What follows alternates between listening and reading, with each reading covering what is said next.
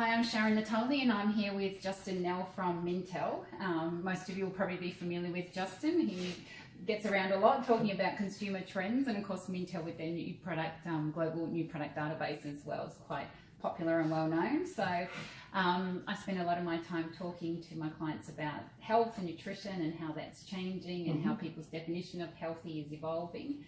What are you seeing coming through in terms of the area of health with trends? Sure, thank you for having a chat. It's nice to see you again. I suppose the biggest thing we've seen, or one of the major trends we've seen now in 2018, is a shift around how Australians view health. It's no longer just, going to the doctor for a checkup or calorie counting. It's much bigger than that. It's all encompassing. It's their mental health, it's their digestive health, and in some instances it's even their social health. So that's how consumers are shifting how they view health.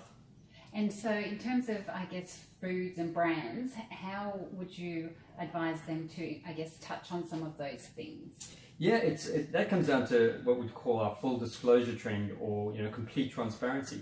Now more than ever, consumers really want to know everything about the product, and not just what's in the product, but how the product was made, the sourcing of the ingredients, things like that. So they want to know everything they can about the product's life cycle, from sourcing to appearing on their shelf at the retailer.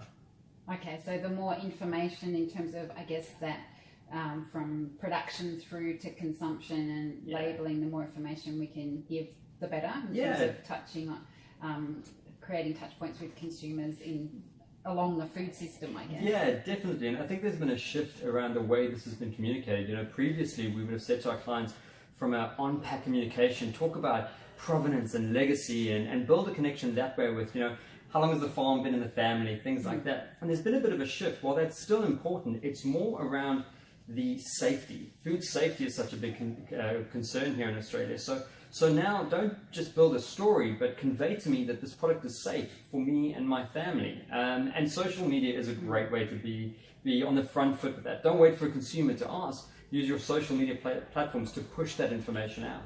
Yeah, so getting a bit on the front foot, and I guess it's combining leading consumers and in a way, as well as following trends. Would you see that as being something to take on? Yeah, you'd rather want to be pushing out information rather than them kicking down your door asking or demanding the information. I think is a safe bet.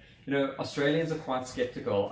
You're testing my memory, but I want to say 31%, fact check later, but 31% of Australians don't trust the food system to produce food that is healthy or safe for consumption. So you've got a skeptical consumer base, and in the era of fake news and things like that, they don't trust what's on shelf. So you've got to take the time, build the story, explain what's in the product, how you made the product, who made the product. The more information along those lines, the better. Yeah. Okay, that's great advice.